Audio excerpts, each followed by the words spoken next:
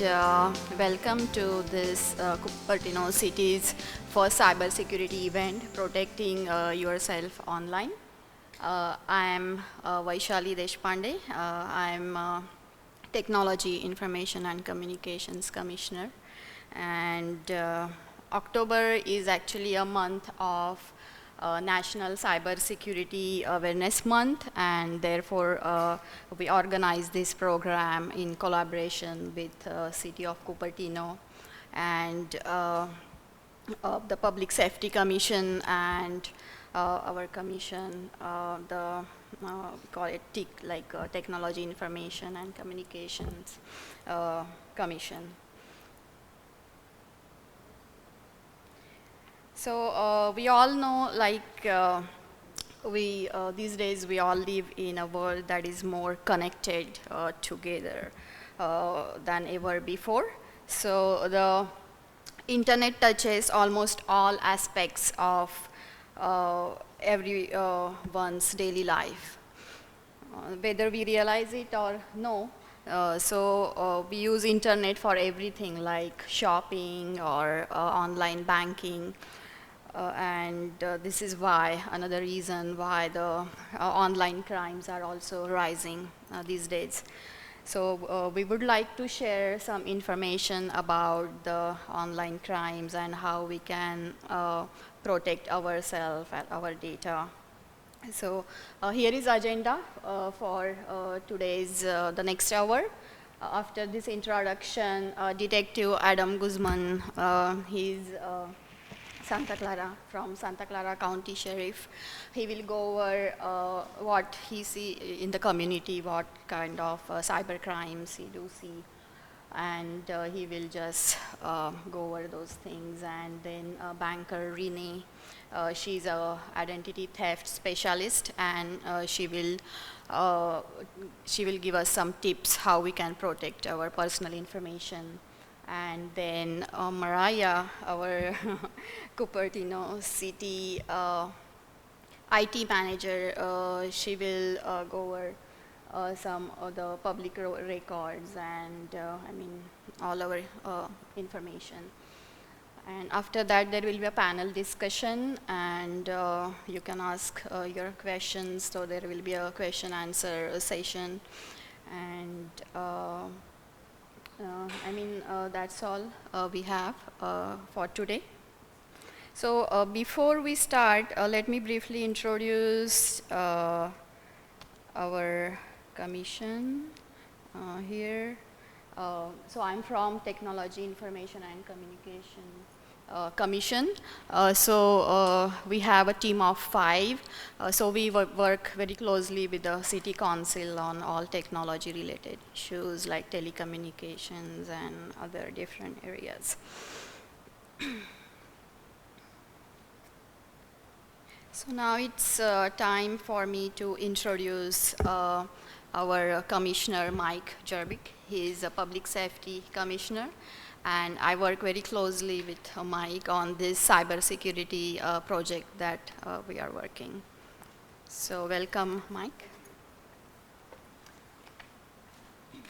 I wanted to introduce you to the Public Safety Commission, just to let you know, first of all, maybe that there is one, and second, that and second, a little bit what our charter is and how we want to work with you as residents to get your input and dialogue into matters of public safety that you see affecting the city.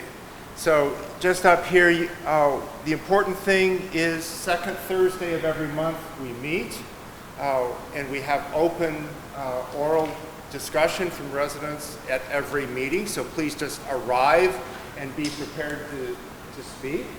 And second, that I think is important to you is what our function is, to advise the council on all areas relating to public safety, including traffic, police, fire, and including emergency services.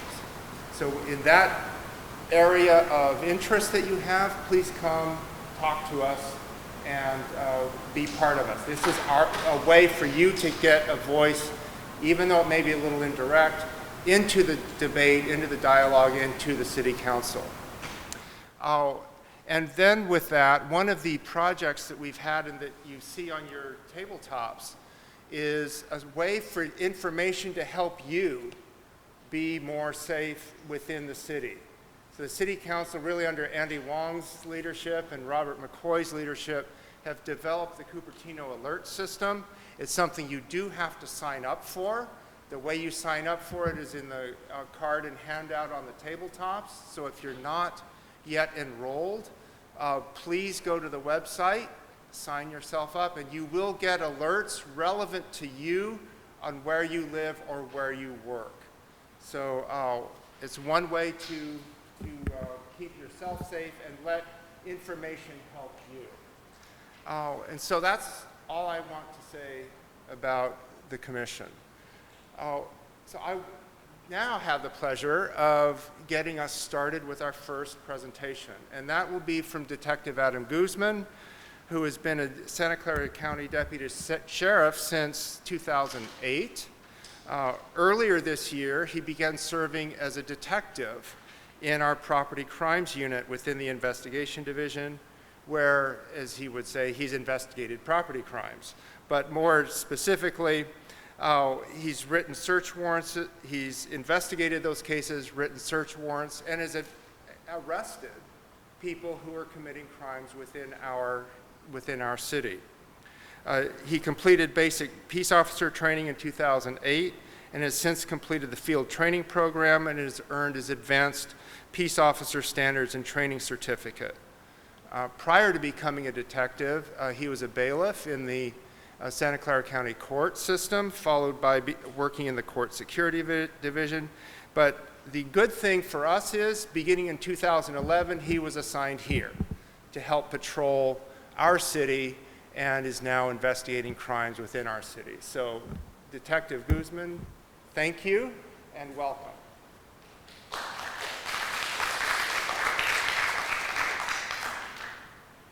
How's everyone doing?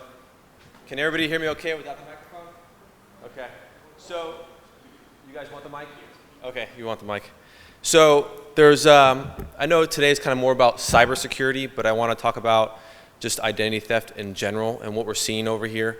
Like Mike said, I worked out here since 2011 to 2014 in patrol, Saratoga, Cupertino, in the mountains, the unincorporated mountains as well. One of the bigger scams that we're seeing today is a telephone scam where someone will call, usually elderly people, and say, "Hey grandma, it's your grandson," or or granddaughter. And then the person on the phone will say, "Oh, Bobby?" And they go, "Oh, yeah, it's Bobby." And then getting that name, right, from the person that living in this area. And then we'll scam them somehow to Western Union or, send wire money over. And we've had people lose like $8,000, $10,000 at one time. And the traditional scam is somewhere along the lines of, "Hey, I got in a car accident in Nevada, and if you don't have insurance, you get arrested. I'm in jail. I'm okay. Hey, Bobby, you sound a little different. I broke my nose, so, and this happens a lot. And, hey, I need money to bail out or for my lawyer. Can you, forward the money here?" The bad part about it is a lot of time if it goes through Western Union or something like that, that money goes overseas. There's nothing the United States can do to recover that money or find that suspect. It is gone. The United States has no jurisdiction. If it happens within the states, then we can get involved. If it's locally, great, it's us. If it's a different state, we could contact that local PD and help them investigate it and things like that. So that's the biggest one. If someone calls you and you're not sure if it's them, just be like, for in this case, when Bobby calls, "Hey Bobby, can I call you back in 5 minutes? I have your phone number." And if the person is persistent, like, "No, I don't want to," whatever, it's kind of suspicion on your guys' part. If it is really your grandson, they're going to be, "Yeah, sure, go ahead and call me back," okay? Same thing goes along the lines with banks. If someone calls saying they're represented from a bank, they're not going to ask you for passwords. They're not going to ask you for account information. You shouldn't give any of that information over the phone. What I like to do when they call me, I'd be like, it would say my credit card company. I'll say, "Can I call you back?" And they say, "Sure." I get my credit card out, look at the phone number that's on the back of my card. I call that number, talk to someone in the fraud division, and go, hey, someone just contacted me. What's going on? And then they proceed to tell me things.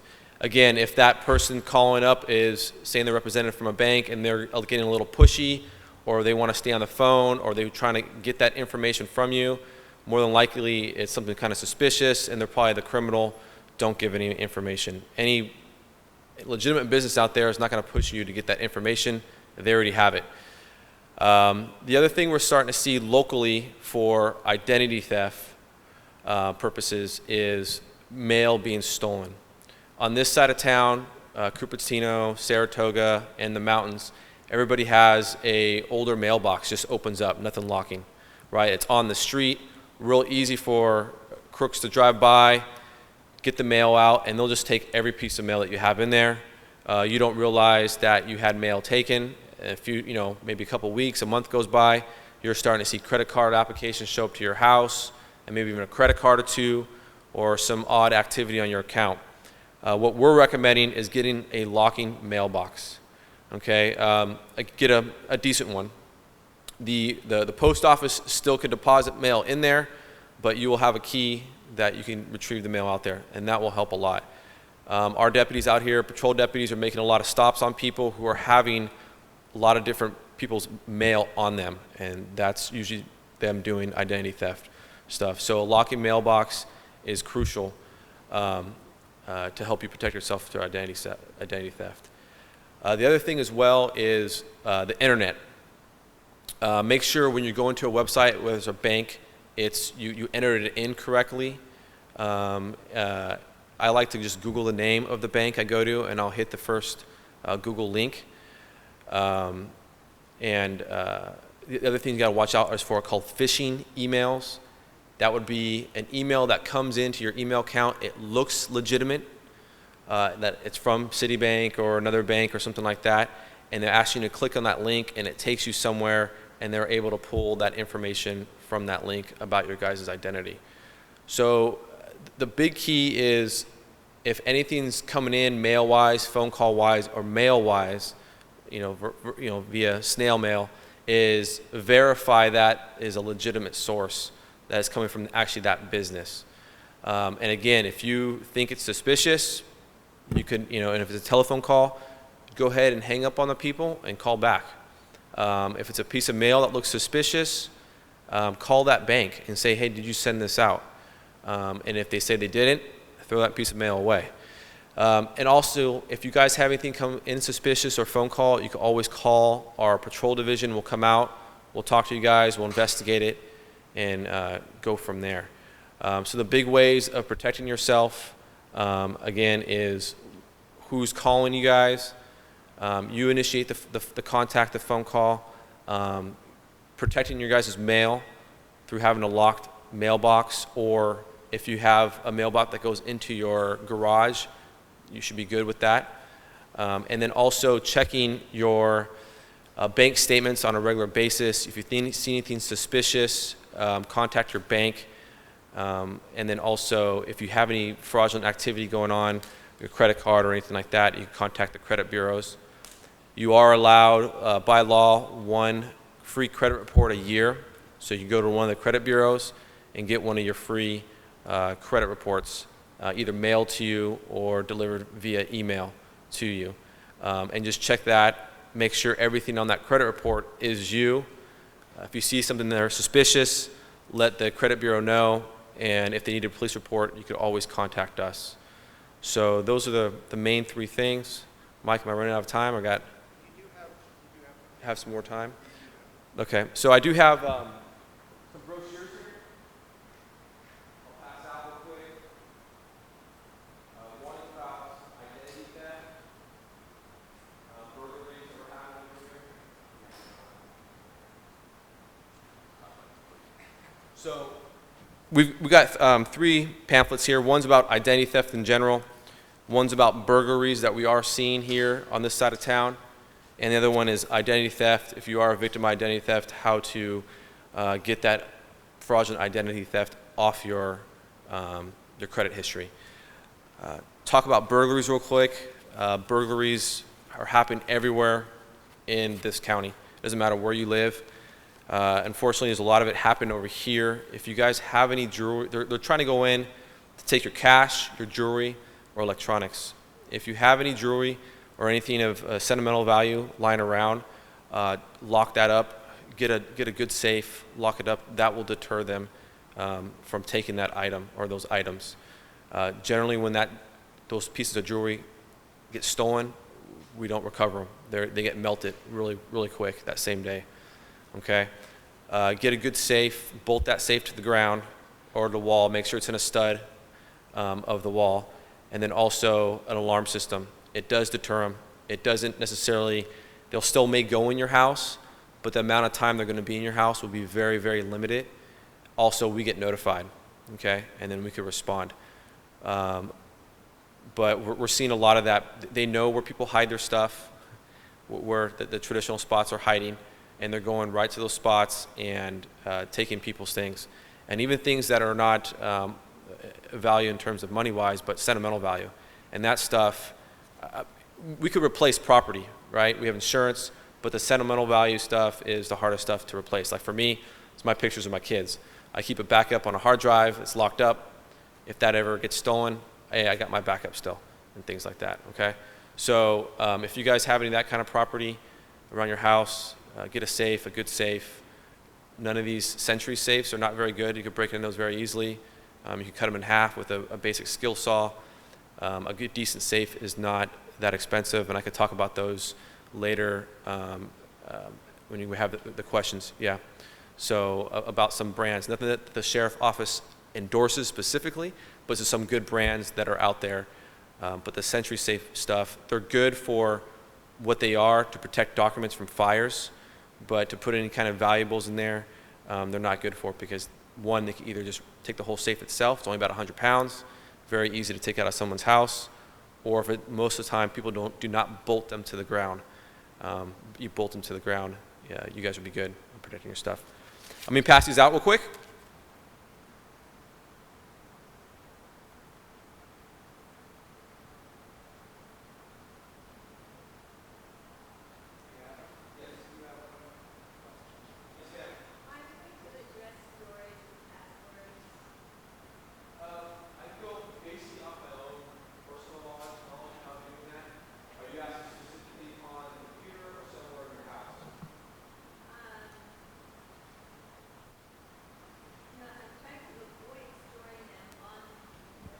Okay.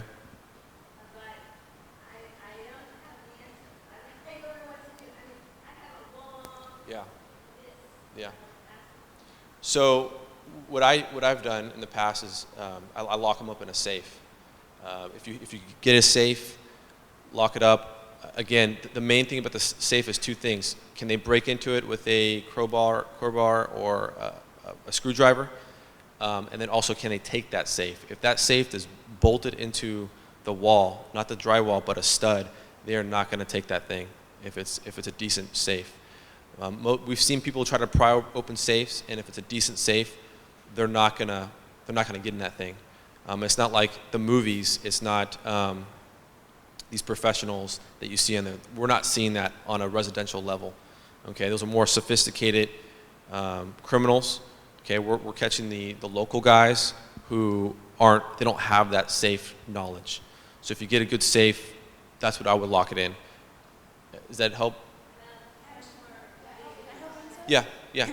I'm the IT manager for Cupertino, and I would love to help answer your question.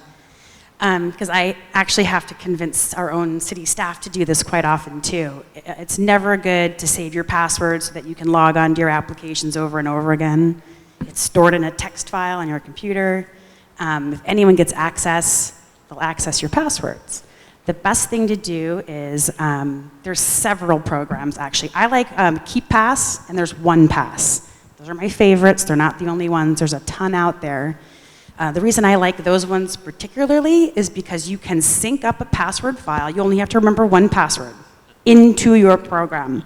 And you can store, because you should have different passwords for everything you do. Really try not to have one password. The reason that's called a honeypot, if somebody hacks and you have one password for everything, they have access to everything. So, and I know it's really hard. You keep these long lists. There's a password for everything. So get a password manager. They're encrypted.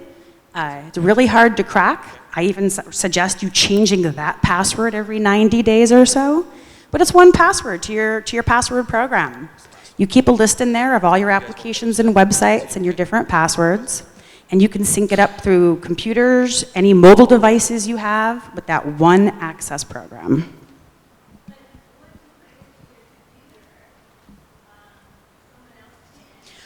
So, well, KeePass and OnePass are cloud-based security programs. So you're going to log into your KeePass. It's in the cloud service, and you're going to store them out there. And they have protection. They have data centers that are SaaS certified, and they're the highest level of security. They'll protect. They guarantee protecting your passwords. And again, the best way to protect them is to change them often. And I know this sounds cumbersome, it really is, but I've had my identity stolen, my credit card information stolen. I change my password all the time. And again, if you have the one to your program, as long as you can keep that one changed more regularly, I think you're in better shape than if you never changed them all at all.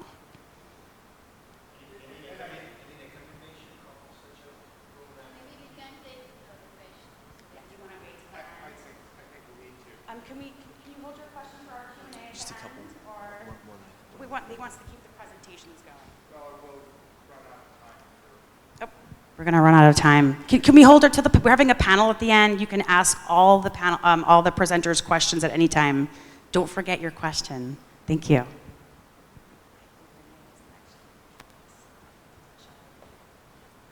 I just want to say one more thing about credit cards and how some of the suspects out there, the criminals, are getting you guys' information. You also have the big data breaches, which is like Home Depot, Target, and things like that. Unfortunately, those kind of criminals we don't see. Those are pretty sophisticated hackers. If you, let's say, you did use your credit card at Home Depot, but you're not seeing any fraudulent activity, you can always contact your bank, get a new bank card, and that will help it out. The other thing too, ATM cards versus credit cards. I personally try to use my credit card for everything, and the reason being is it's not my money, it's the bank's money, right? So if there's a fraudulent charge on there, it'll get credit back right away, and I don't have to worry about losing that money. Whereas if it's an ATM card, that's my cash, it's taken out, the bank will still refund it, but I'm out that cash until they refund it. So I try to use a bank card everywhere, gas stations.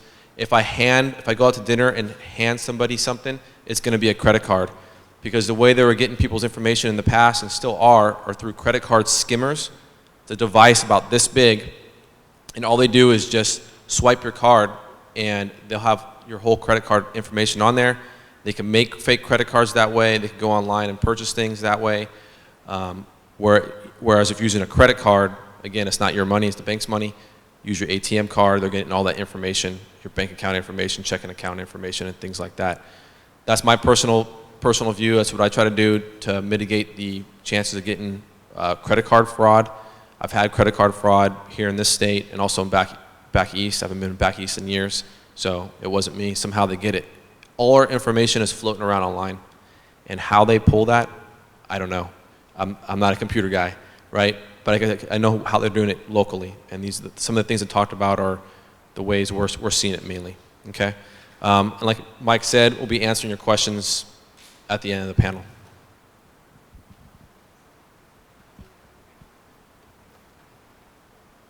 So thank you, Adam. It's a great information.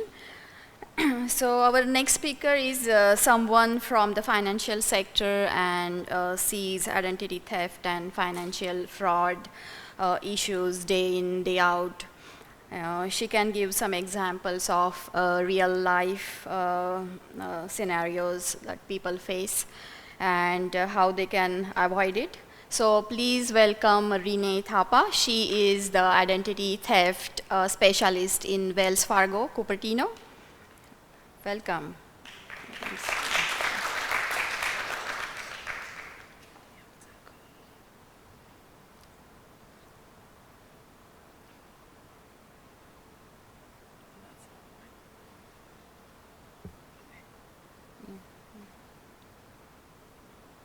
Okay. Okay. And Good afternoon, everyone. My name again is Renee Thapa, and I'm from Wells Fargo down the street on Dianza and Rodriguez. Detective Adam did cover a lot of the topics I was going to go through about how identity, you can save your identity online as well as on a day-to-day basis. I just wanted to start out with a fact. Let me see. So a lot of times, this is the fact from every year, there's about 2.9 billion identity theft reports that are out there, but there's a lot more that does not even get recorded, and people don't have, I guess, a resource that they can use in order to find out that their information is actually getting compromised. And most of the time it turns out to be too late for them, so they have to go to the police or come to the bank, and it takes a lot of time and effort from your side in order for, and it at times becomes too late as the information's already out there. So why are seniors attractive target? A lot of times for you, there's a certain way of doing things. You have a day-to-day basis that you are comfortable with. A lot of times people are not really comfortable with using technology in today's day. And when we do try to get technology as a part of our day-to-day basis, we tend to get the help of others. We always want to make sure that the people that we trust in helping us with our technology are mostly family members, not someone of the outside, like someone helping you, your family, your friends, because you want to make sure that that information stays to yourself and doesn't go flow outside. A lot of times seniors, they prefer to write checks on a day-to-day basis rather than use online as a source of looking at their statements. They try to use check register to balance their day-to-day incoming and outgoing money, and it doesn't really help because when you try to go online and do it, you see if someone's compromising information online, you are not able to see that on your check register, right? Because you're doing it manually. How do you recognize these frauds? Well, keeping your information locked away, just like Detective said, your credit cards, whether it be your checkbooks, keep it in somewhere that's away from everybody's sight. Keep it to yourself. Passwords that you use for online, don't save it on your computer, because a lot of times you have your computer at home, you just leave it there. If you have someone coming in and doing a plumbing work, and if the password's saved, it's just easy as them for to log in and get your information on the computer. So all the information, a lot of us really like to keep our statements for years. We have a lot of customers that come in and they have 10 years worth of statements sometime. The bank keeps the statements for you. We have 7 to 10 years of statements already stored on our systems for you. So if you need statements, come see us. Don't leave them at home, because you never know. You have a burglary at home, there you go. The thief has information about your statements, and then they can just go in. It's so easy nowadays. Like someone can just go on PayPal and use your account information, your routing information, and just use that to go shopping online. It's simple as that. So you really want to be careful about that. Okay. Another thing is whenever you are using a computer, try not to put it in a sleep mode.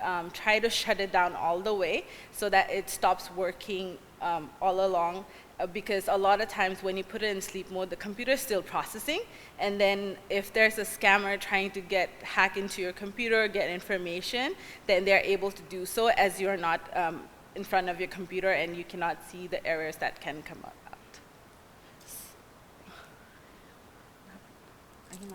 Oh. So whenever you do transactions online, try to use credit cards that has the lowest balance for you. You might have regular day-to-day purchase credit cards. Try to avoid those, because there are so many transactions you do on those credit cards. A lot of times you cannot manage having your day-to-day purchase with your online purchases, so having them separate helps out a lot as well. A lot of banks these days have identity theft protection programs that you can enroll yourself in, and it will alert you anytime there's any kind of new information being inquired about you. Let's say someone's opening up a new credit card on your behalf, or there's just a bank's just running a credit on pull on you. It will give you all that detailed information. So that's something you really want to take advantage of, and most banks do offer these services. So I just came up with a scenario that we had seen at our branch that I thought would be useful for you. We had a customer, I changed the name, who came in saying that someone had emailed her saying that she had to contact Wells Fargo as soon as possible, and that if she didn't do that, her card would get closed. So there were 3 scenarios. I just did it as a pop quiz, so it kind of give you an idea of what would be the right way to do it. A, would it be the right thing to click on the web link and respond to the questions that were asked on the link, or not click on the link, call the credit card company directly using the number printed on the card, or C, click on the link, make sure the site looks legitimate. If so, provide information requested. Which one do you think is the correct answer? Because he just answered that one for us, right? So yes, always make sure, if you have any doubt, either call the 1-800 number. I know the lines are really long sometimes. Just come see us. That's why we get paid. We get paid to see you guys on a day-to-day basis, right? Any kind of questions, anything that you need help with your account, any services, we'll be happy to help you with those, whether it is related to the accounts there or even other banks or any other credit cards that you may have. And lastly, as a best defense, always check your statements. We send you a monthly statement online, paper. Just make sure you go through all the transactions to make sure it's correct. You have about, I believe, 120 days to make any claims for charges that weren't done by you. So after 120 days, it's harder for the bank to actually put those claims in. So always make sure you check them on a monthly basis. Every dispute that you do for any claims or disputes that you do, always make sure you take down the claim number, put it in writing so you have a record of everything that you do. Consider online banking as a friend. I know a lot of people don't like online banking, but it is the best way to get live information about your accounts and keep a track on day-to-day information. And always, one of the most important things is having checking your credit report from time to time, because that way it gives you a idea of what you have and anything new that may come on your account as well. Okay, that's all I have for today. Thank you.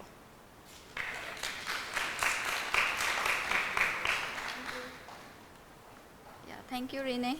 It's very helpful information. So let's find out if City of Cupertino hold any data from the residents and how they use it from Mariyah. So Mariyah is city IT manager. She has been in IT industry for over 20 years, and she's with Cupertino. She's IT manager since last 15 years. And she's responsible for all core technical services, including enterprise applications and network infrastructure, security, operations, support, and she plays a very variety of roles and works very closely with city staff and the constituents. So please welcome Mariyah. And she will go over the rest of.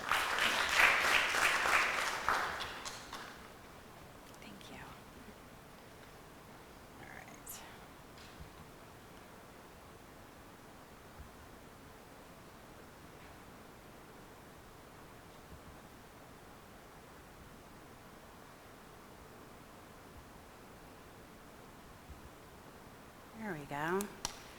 I know the agenda says open data and how we use your data, but those topics seemed kind of off topic from where we're talking right now. Cybersecurity, how do we protect your data is really what I thought might be more important to talk about today. During the panel, if you have any questions about our open data resources, any further questions about how we use your data, I'd be happy to ask any questions. So we want to talk about how do we protect your data. So like Vaishali said, I've been 15 years technical oversight for almost every single project and technology service that's happened in the city. When I first started here, we had 2 servers and ISDN lines, which is pretty much the equivalent of fancy modems. I mean, that's how long I've been here. We used to be a keep the lights on city. We were very small. 15 years ago, we didn't have any online services. It was kind of an up-and-coming technology service. And of course now, 46 servers later, complex network, dozens and dozens of applications, services, outreach, daily trying to grow our community outreach, whether it's information delivered to you or a service that you don't longer have to come to City Hall to achieve.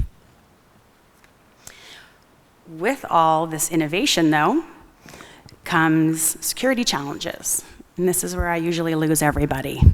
Everybody sits around the room in our innovative conversations, and the creative people get excited about all the possibilities. And I'm usually the one that raises my hand, the but person. I don't like to be the but person, but we want to make sure we're protecting everyone's information. The city only collects information absolutely necessary to do its job and communicate with you. We only use it to do business with you. We don't sell it. We do everything in our power to protect it. And fortunately, and I say that very bittersweetly, the government, being what it is, state and federal, have built lots of legislation and standards, and really so strict to protect your information and ensure that we do that. There are dozens of bills that come through the state and assembly. I belong to the Policy Committee for Administrative Services, which reviews all technical bills that go through the Senate and Assembly. I'm officially becoming a voting member, and I believe Sacramento wants to start a technology committee. I think they're realizing that administrative services and technology can be pulled apart. I'm looking forward to that. I love administrative services, but I think we're about now, with the dozens of technology bills out there, we need our own committee. This is just some stuff that's out there, and I don't mean to bore you with any of this, but these are some of just the hottest topics that are on the plate today that have to do with wireless security, how cities can deploy the antennas, public records and open data are hot topics. Offering the city application catalogs. We officially have to deliver inventories to you so you know everything that we have, all of our applications, and what data we store in those applications. So now I won't just sit here and have to tell you about how I protect it. You will have an actual catalog with what I have and what we store. And then obviously breach notification. This is a current bill, believe it or not. They talked a lot about breaches and protecting data, but they are mandating organizations be able to have a complex program for security and a strict guideline for if your data is breached in any way, the amount of time we have to tell you, and in what format we have to tell you.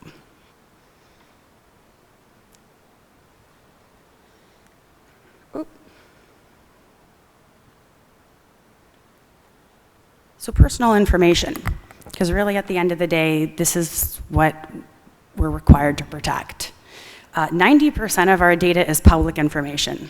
That means anyone in the public can request just about anything from my network, and we have to deploy it. Emails, files, PowerPoint presentations, correspondence, meeting agendas, calendar dates. We try to narrow down those searches to specific information because staff have to go through it. But most of the data is public information. What the existing law, though, says I have to protect on personal information is your first and last name, or first initial and last name, in any combination of your Social Security, driver's license, financial accounts, and medical information. These are the high-risk things. These are the things that people can use to steal your identity.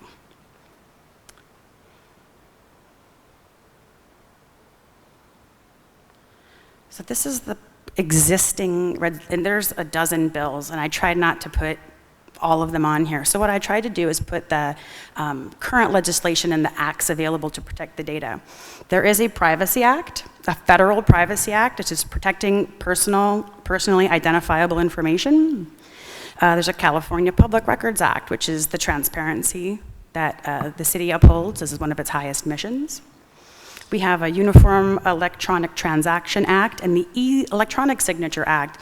And both of these are kind of some of the most innovative ideas coming out of the cities today. How to do business and get your wet signature into a digital signature. And it's a complex process with the city attorney, legislation. We're talking to the state of the secretary's office, the state of California.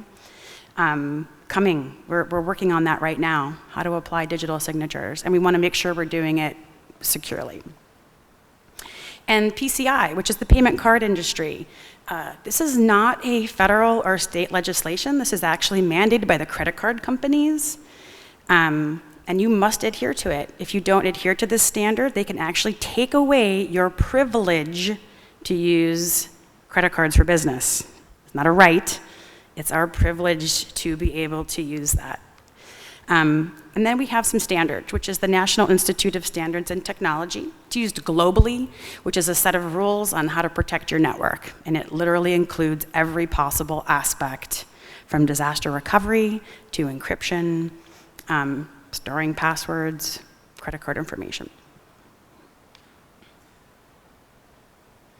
So, along with these set of legislations, I probably could have wrote you a novel on how Cupertino protects your data, but I thought I would just stay at a high level here. We have security devices, applications, services, and hardware that protect the border of our network. We do annual security access reviews, and this is security access for every application, network, and even physical facilities. We have intrusion detection. We have notification systems that alert us when there's a possible breach. When we get them, we do an immediate analysis to ensure that whether it is a breach or not, and we follow it with our incident response plan. We have multiple levels of antivirus and malware protection at every possible level on our network. We have monitoring systems, which is kind of cool because you have all these events and logs. And this system actually correlates the events and kind of points us in the direction of seeing if an event is real or not. We have plenty of security policies in effect. And 2 years ago, we started our annual Cybersecurity Awareness Training Program. Comprehensive program in the city. All city staff are trained. It's mandatory training. It's pretty intense and worthy. I highly recommend, there's a bunch of free trainings out there. I highly recommend even the public taking one. Even as a refresher for kind of the information you heard today. It talks about the phishing, the social engineering, how an attacker will attack you, and how to protect yourself.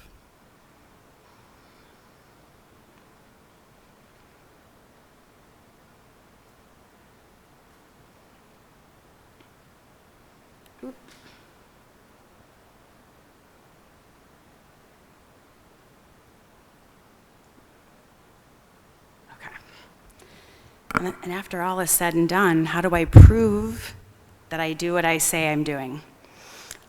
We actually have an annual security audit done by an outside consultant. They come in and review all of our security policies, our procedures, our information intact, based on those standards, based on legislation. It's a pretty intense process. It goes through an audit committee, so there's no hiding anything. They come on site and ask the questions. They want to see material evidence. We do a bi-weekly security event, which is really great. So not only are we doing the alerting, but we're even doing proactive monitoring and reviewing of all the logs. We've also done annual analysis over the years. So basically we have an outside consultant come in and they will measure any gap analysis we have in our security program. Security is changing daily, so we try to keep up. The penetration testing, I think, was the most fun project we worked on. We actually paid a hacker. You only know what you know, right? It was paying the young kid, who was amazing, by the way. to come in and literally hack our physical, and it was a great learning experience. One of the best things I think we've ever done. It really showed where our weaknesses, and we were able to fill the holes quickly. I'm actually looking forward to do another one. I think we're going to start doing them regularly. Incident readiness reporting, along with the legislation about incident reporting, we actually do tabletop. We come in and have somebody help prepare us with our incident response plan as well. And then contracts for payment card services. It is very costly, as Renee mentioned. I mean, just was that just for seniors, the number, 2.9 billion? Yeah, I think it's more like double-digit billion globally for credit card fraud.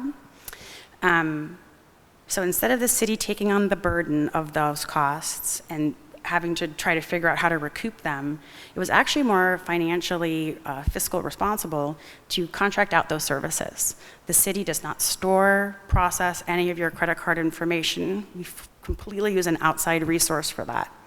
That again has the highest level of physical and stored protection for your credit card information. How am I doing on time? All right. Thank you. If you have any questions, we're about to have our panel. I'd be happy to answer them. Thank you.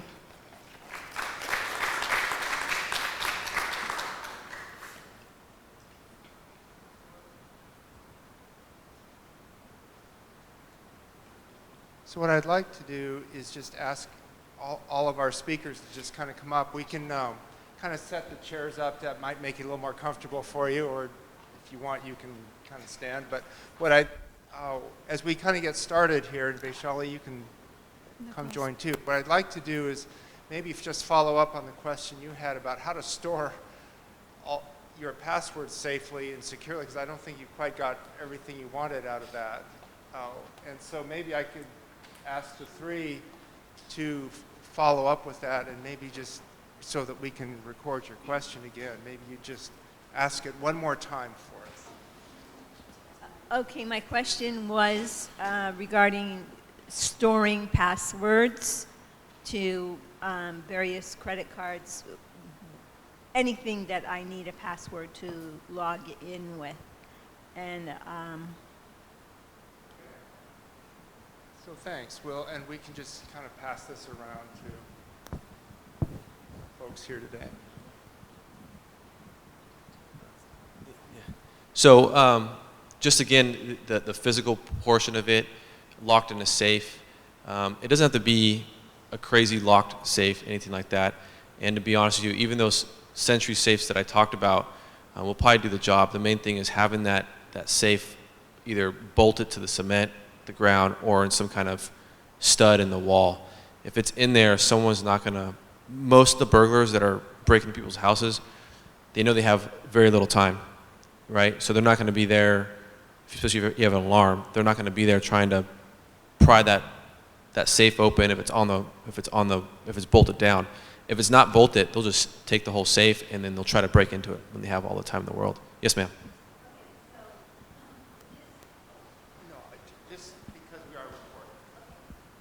so would this list be a list that I had written out by hand? Because if I enter it into my computer, then I'm opening myself up to a different kind of theft.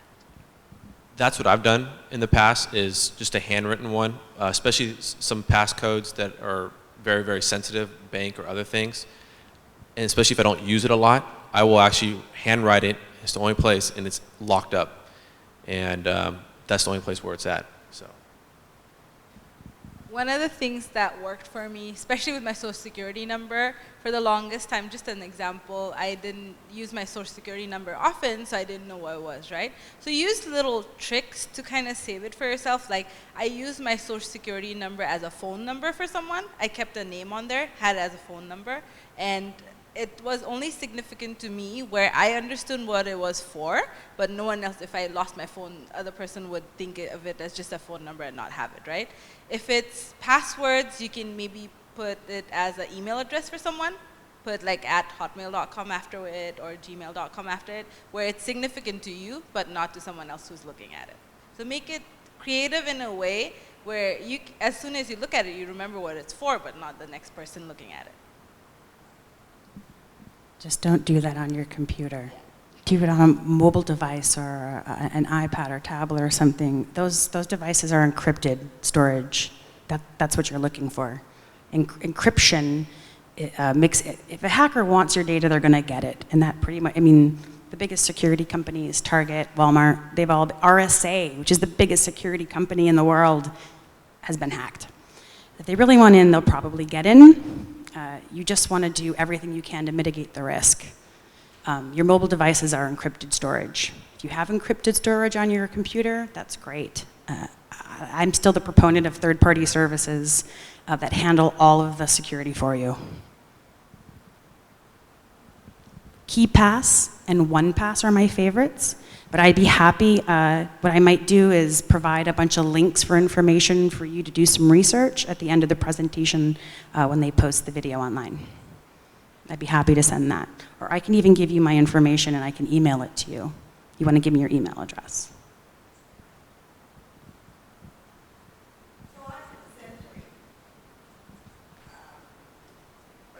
So we have a question here first. And then first here, then there, then you.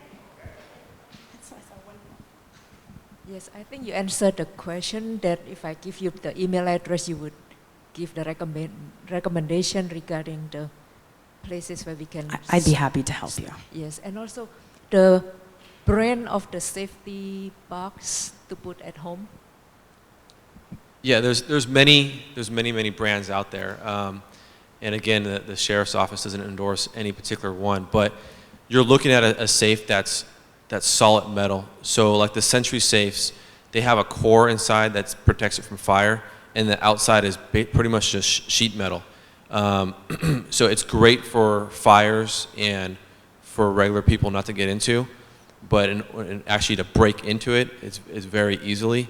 So you want some kind of thick steel, you know, with a good lock on there. If it's a lock that you can see the plunger or the lever, you're going to break into it. If it looks like it's pretty easy to break into, it's going to be. There's different companies out there, some great American companies to look into. There's Liberty Safes. They're made in Utah. There's you can go to Browning. Pretty much, if you look for a gun safe, you're going to find a good quality safe to protect your documents, to protect your jewelry, and things like that.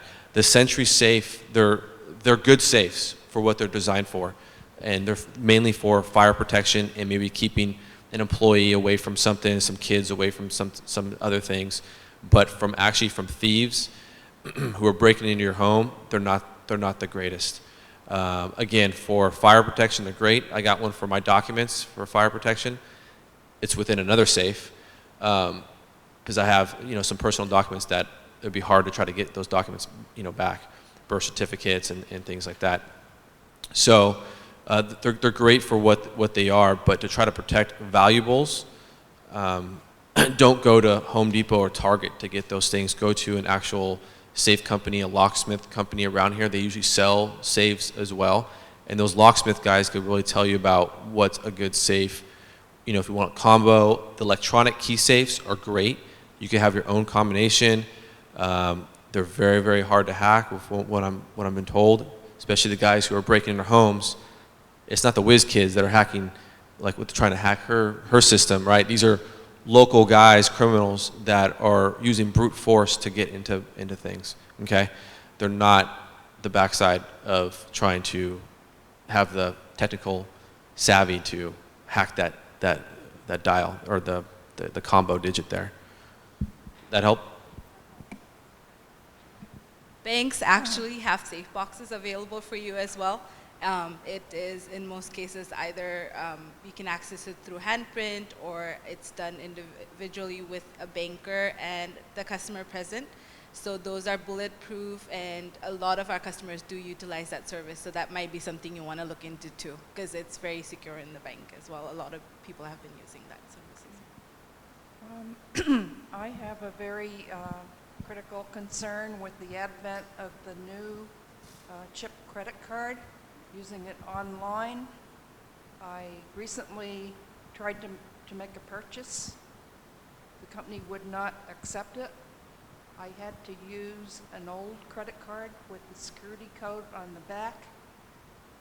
The thing is, those cards will expire, and what is the security online with the new computer chip credit card?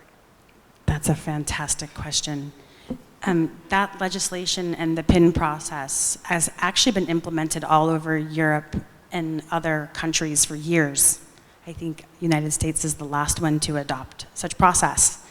In the meantime, this year the government gave everybody a final deadline. After talking about it for a really long time, we had a year. And I'm not sure all the companies are up to speed, and because the time frame was so short for the devices and processing, the PIN companies and the scanner companies are actually running out of hardware. They're trying to deliver them at a fast pace. I would imagine that things will smooth out before the end of the year. That's a personal prediction. I don't have any facts for that. That's just from what I'm hearing from the industry. Even Cupertino was struggling to find the hardware.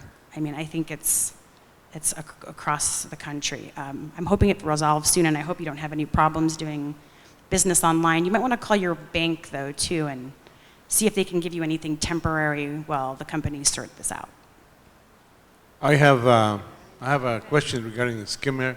You spoke about a skimmer for the card. I go to a gas station, put my card in there, and I have no idea whether it's being skimmed or not. Is there any way to spot if there's a skimmer there? There isn't? Oh, boy.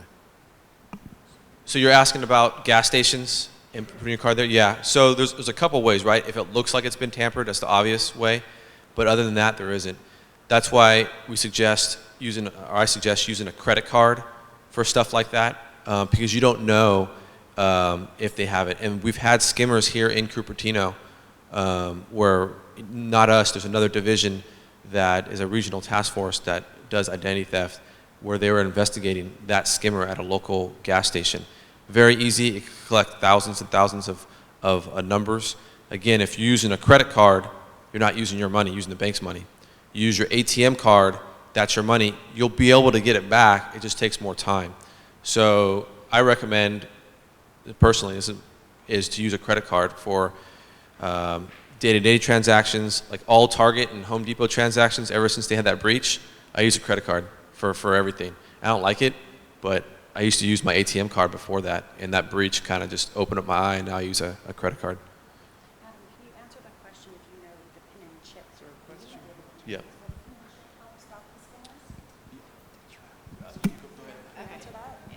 So from what I've learned from my merchant card services is that the chip is where ultimately your information is going to be stored. So when we used to swipe our cards, let's say I had a scammer device on my phone, I could literally just walk past you, get all your information from your credit card. A lot of people were actually putting their cards in a little foil pocket so that if someone did, or little wallets where it was not, those devices were not able to get those information. But with the chip technology itself, they will have all the information stored in the chip itself. So in order for someone to get your information, they would have to steal the physical card. And this has been going on in Europe for about 15 years, and we're finally adopting it after the whole Home Depot incident. So businesses by the end of this month should all have merchant processing, the one that you swipe your card with, that takes chip cards. Probably start of November, if there's any kind of fraud that happens in the business itself and they still use the old scanners, they are responsible for paying you back for the fraud, not the banks in most cases.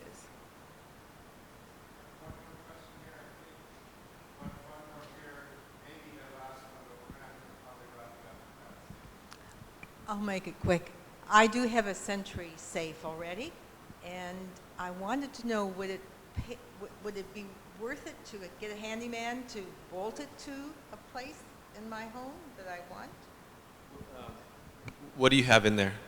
Oh, just mainly papers. Just personal documents and Right, things like that? right. Is it sensitive? I mean, in terms of, they have like your social, any account numbers on there, or is it, No, what, it's what? It's deeds, it's titles, it might Okay. be my passport. Okay, okay. Personally, I would bolt it up. I would get a family member, a close family member that you trust, or if you have a handyman that you really trust, right, because he's gonna know that location. I wouldn't just hire anybody to do that, but if you got a close family member you trust, or like I said, a handyman, I would.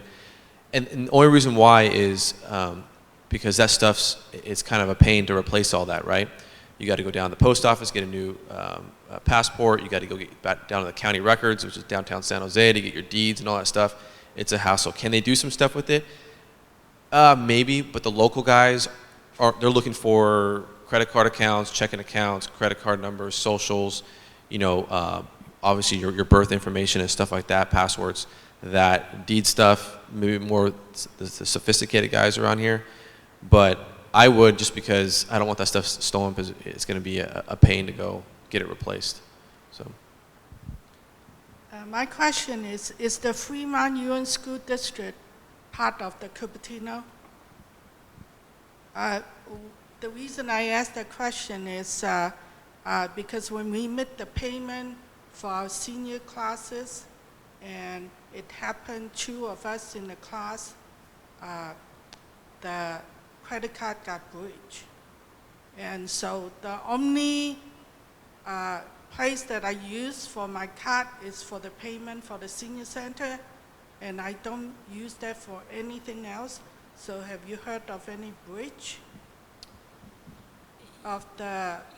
You're thinking you used our card at the senior center? No, it's the class is through the Fremont Union School District. Oh, okay. So we actually pay them, but we go to the Cupertino class Center. at the senior No, center. unfortunately, They're not part of I'm trying to collaborate with the school district. I think it would be a good collaboration. We've yet to come to any sort of terms, but no, we have nothing to do with their network administration or IT people. Sorry about that.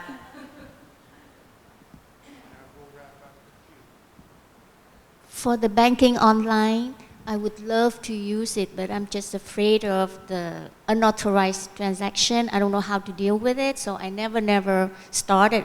But since today, I have information from you, and I would love to use it. So I have a question. If an unauthorized transaction on my account, how do I need to report it in how long, and is it the maximum amount? If someone closed my account with all of the balance, what do I do? So it's zero liability for you, first of all. And if someone does get your information and does use your account, you have 120 days to report it, right? There are steps we can take after that as well in order for you to get your money back. But it takes a longer matter of time. It's just faster when you report it as soon as it happens. For us, you file a claim, you can do it online, you can call the 1-800 number. The easiest way is to come see us. Takes just a minute drive or so, just come see us and we can file that claim for you. They don't have a limit because since you did not do the transaction, you're not liable for it. The bank takes the loss, if anything.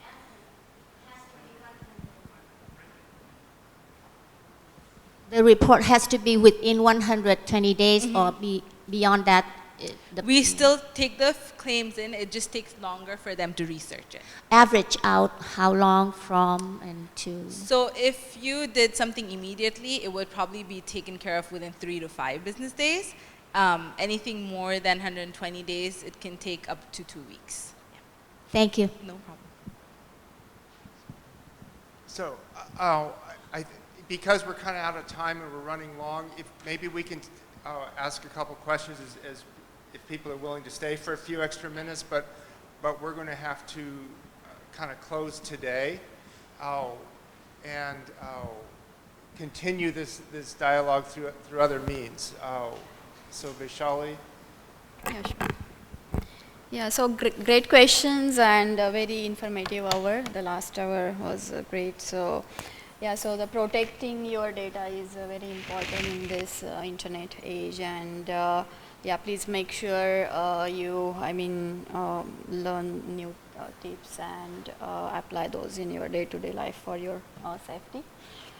So I would like to thank our panel here for sharing their knowledge with us here today, and this is our very first program, and we would like to host many such more events in the future, and we need your feedback. So please